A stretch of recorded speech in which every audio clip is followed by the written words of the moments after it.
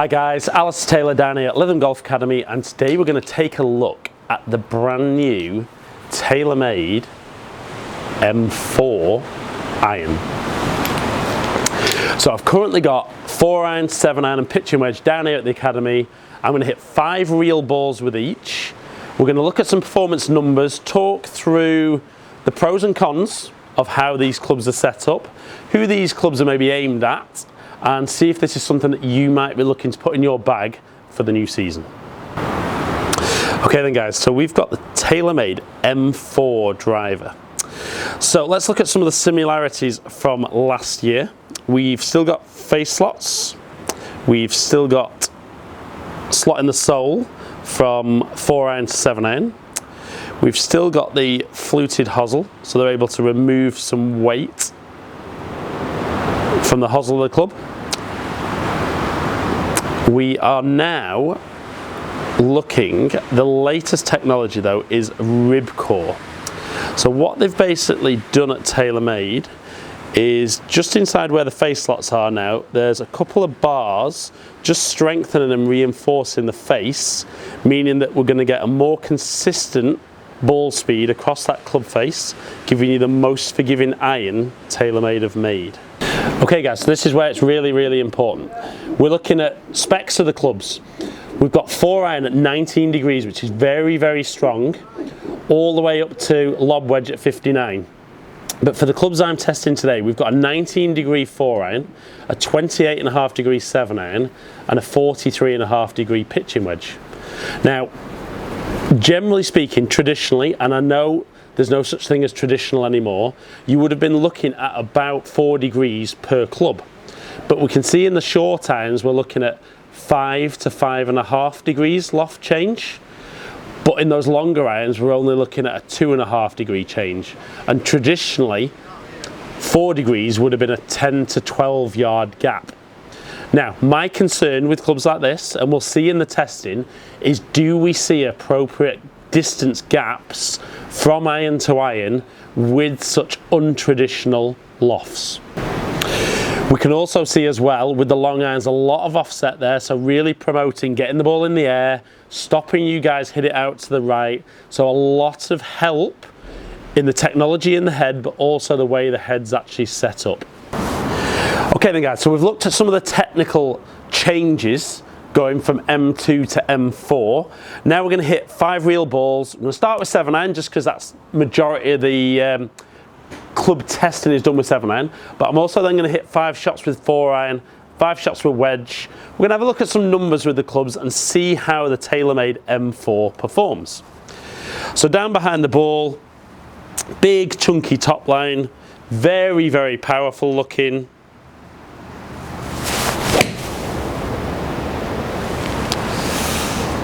Felt pretty solid, just turning over. And certainly my instant reaction to that first shot would be, I think it doesn't sound quite as loud as M2 last year. So certainly that's what Taylormade are looking for.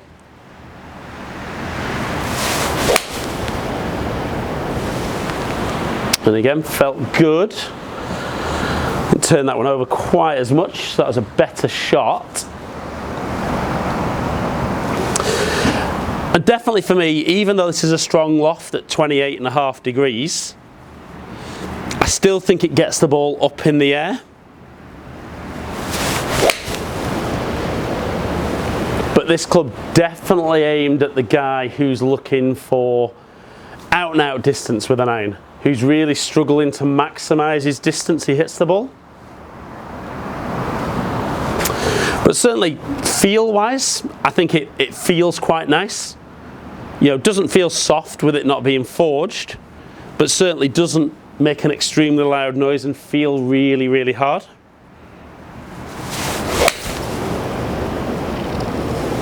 And I still think this will be a massive seller this year. M2 was very popular.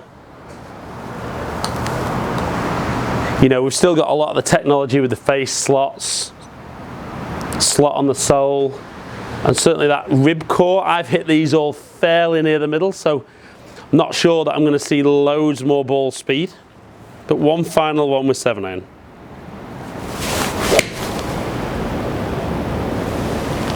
And again, reasonable. Just turning over a touch. And pretty decent. So guys, let's have a quick look at 7-iron numbers and see how M4 performs with 7-iron. So we can see my club head speed just under 90 mile an hour, so not too bad.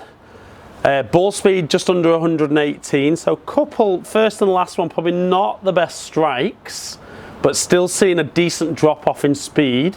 So I'm not sure that ribcore's necessarily helping me out there. Again, first and third ones, very, very low spin. I mean, just ridiculously low spin, which is why they're still getting out there. Nice height at 31 yards, an average carry at 171.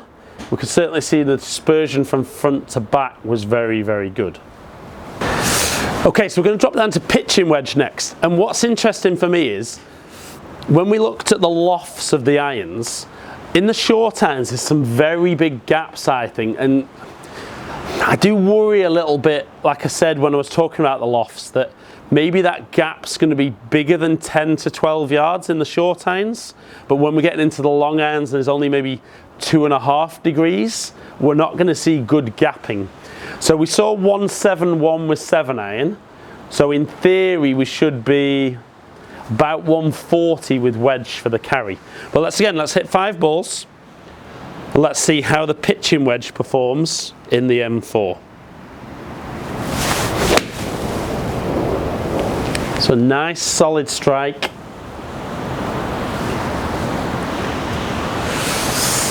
Not bad. 132 though.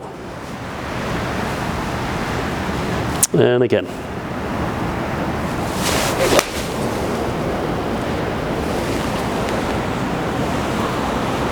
And again, just felt a little bit clean, that one.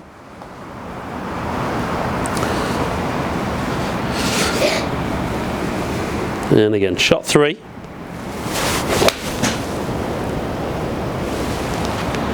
Got good strike. So again, you know, pretty consistent, which I'd hope for. You know, for me, it's not necessarily about hitting wedges as far as you can. Because if you hit pitching wedge 150, just means that you need to carry lots more wedges underneath that.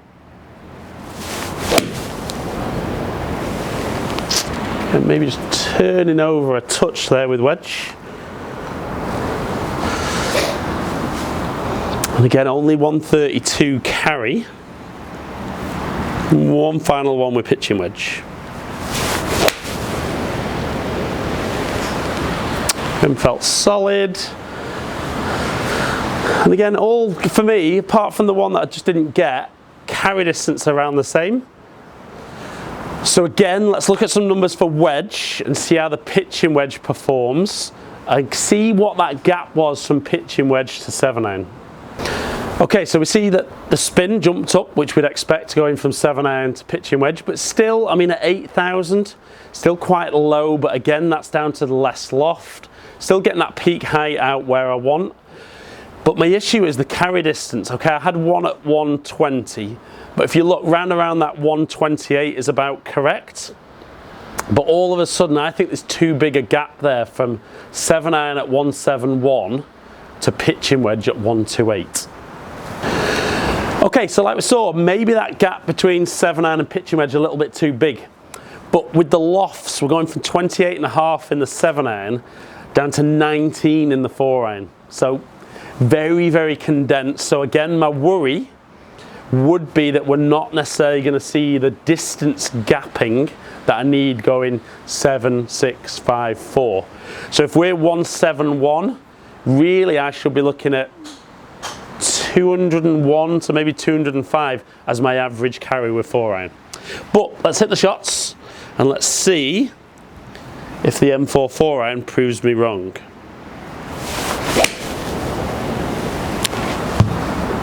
That was just absolutely dreadful, so we will take that one off because I don't think that is even a fair comparison on contact. Don't care how forgiving a golf club is if you put a bad swing on it like that.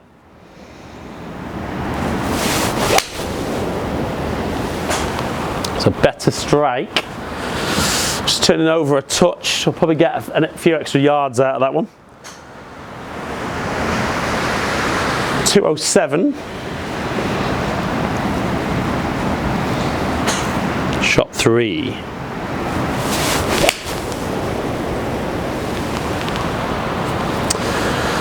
Again, very left.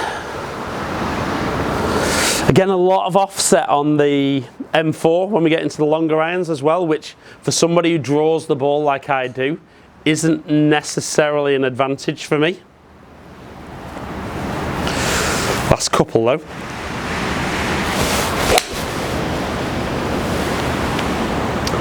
Trying to get that one going a little bit straighter.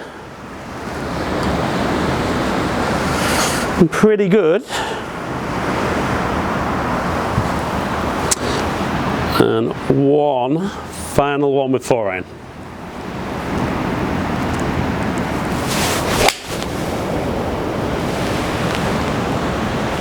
Again, solid strike. Just felt I was having to work against the offset a little bit there. But I'm going to take the first one off because, like I said, it was just a very, very poor swing. Let's look at some numbers with the 4-iron though and see if those gaps are big enough to justify those little changes in lofts from iron to iron. Okay, so if we just take that first one off there. So we see average carry 203, so pretty impressive. So I am seeing a big enough gap there from 171 to 203, so that would justify. We're still getting that 30-yard peak height for me, which is good. And spinning at just over 3,500. So all in all, some really, really good performance out of a 4-iron that I personally felt probably wouldn't quite give me the correct gap that I was looking for in the long irons. Okay guys, so we looked at numbers and it was a surprise to me because, like I said, when I looked at the lofts going from 4-iron to 7-iron to pitching wedge, my worry was that the gap would be too small in the long irons, which I just managed to get there. But again, I'm not convinced how many guys actually that this club is aimed at are going to be putting a 4-iron in the bag. So will that make such a big difference? I'm not sure. The little bigger concern I had though was in those short irons, I think the gaps are too big between the lofts. And as a result of that, I do think the gap between 7-iron and pitching wedge was too big. Now, I know in custom fitting, you can obviously play around with the lofts a little bit when you get the clubs made. But I think it's probably important, if you can, that you get the opportunity to hit the short irons, not just the 7-iron. If you can see how far you can hit wedge, it'll give you an inkling then as to whether you need to strengthen the loft slightly, or you might be happy with maybe having those 15-yard gaps between pitching wedge, 9-iron, 8-iron. But hope you've enjoyed the video, guys. Like and comment below. I will try and get back to you as many as I can. Thank you for watching. I do appreciate you taking the time to watch all my videos. Follow me on all the social media platforms, all under Ali Taylor Golf. Subscribe to my channel if you don't already. Hopefully catch up with some of you guys down here in the future. Stay in contact.